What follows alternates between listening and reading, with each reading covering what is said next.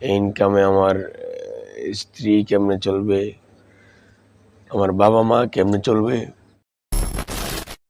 যে রিজিক বন্টন করা হয়ে গেছে, প্রত্যেকের জন্য রিজিক আল্লাহ তাআলা বন্টন করে রেখেছেন।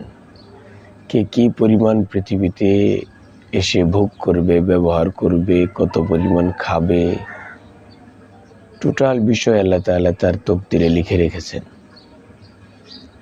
যে পৃথিবীতে সে সুখী হবে না দুঃখী হবে, সে অনেক স্বাচ্ছন্দ্যে জীবনযাপন করবে না করবে না, তার মান-ইজ্জত কতটুকু হবে, সে কি অবস্থায় দুনিয়াতে জীবনযাপন করবে, আল্লাহ তাআলা ক্লিয়ারলি তার তকদিরে লিখে দিয়েছেন।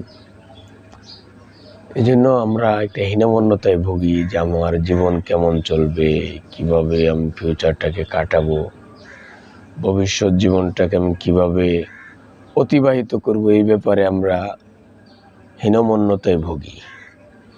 কিন্তু সত্যিকার অর্থে আল্লাহ তাআলা আমার এটা সহজ করে দিয়েছেন। কোরআন কারীমের মধ্যে আল্লাহ তাআলা আমাদের শিখিয়ে দিয়েছেন ইহদিনাস সিরাতাল মুস্তাকিম, যে আল্লাহ আমাদেরকে সঠিক পথে আমাকে চালাও, তুমি সহজ পথে চালাও। সহজ পথ তো ওটাই যেটা আল্লাহ তাআলা পছন্দ করেছেন। আল্লাহ তাআলা পছন্দনীয় পথে চলাটাই সহজ।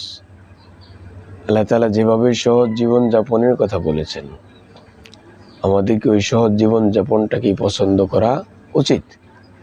তাহলে দেখবেন যে আপনার ইহকালীন জীবনটা অত্যন্ত স্বাচ্ছন্দ্যময় হবে, পরকালীন জীবন আল্লাহ তাআলা আপনার জন্য সুখের জীবন করে দিবেন। আমরা দেখতে পাই অনেক সময় আমাদের সমাজে এমন মনে হয় যে আমি আজকে বিবাহ শাদী করব, কালকে কিভাবে চলব।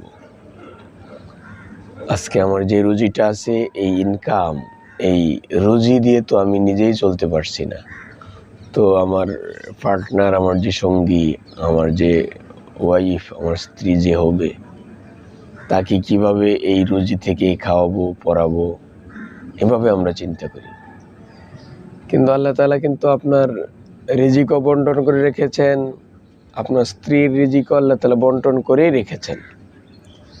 যে সে 18 বছর, 20 বছর, 15 বছর, 12 বছর আরেকটা ফ্যামিলিতে যখন সে ছিল তার বাবার অধীনে, তখনও সে খাওয়া দাওয়া করেছে। এত বছর যে আল্লাহ তাআলা তাকে খাওয়া পরাইতে পেরেছেন, সে আল্লাহ তাআলা তো এখনও আছেন। উনি কি আপনার গৃহে তাকে দিয়ে আল্লাহ তাআলা কি দূর হয়ে যাবেন? এমন নয় তো।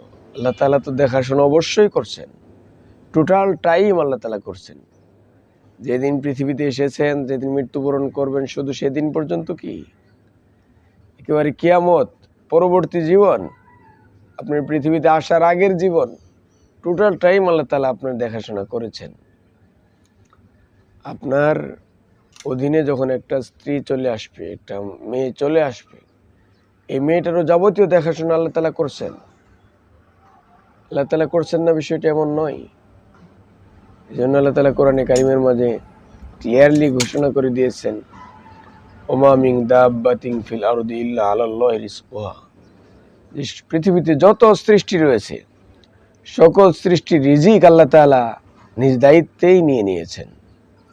এই জন্য আপনার ঘরে যেই মেয়েটা আসবে, সে অবশ্যই তার রিজিক নিয়েই আসবে। আপনার রিজিক থেকে তাকে দিতে হবে বিষয়টা তা নয়। আল্লাহ তাআলা তার জন্য আলাদা রিজিক রেখে দিয়েছেন। এই জন্য সম্মানিত শ্রোতা মণ্ডলী, আমাদেরকে হীনমন্যতায় ভোগার কোনো স্কোপ নেই যে আমার সংসার কিভাবে চলবে, এত অল্প ইনকাম, এই ইনকামে আমার স্ত্রী কেমনে চলবে, আমার বাবা মা কেমনে চলবে, আমার পরবর্তী জেনারেশন, সন্তান সন্ততি কিভাবে চলবে। এই চিন্তা করার কোনো স্কোপ আপনার নেই। আপনার উচিত কি, আপনার সাথে আল্লাহ তাআলার কি কন্ডিশনটা হচ্ছে?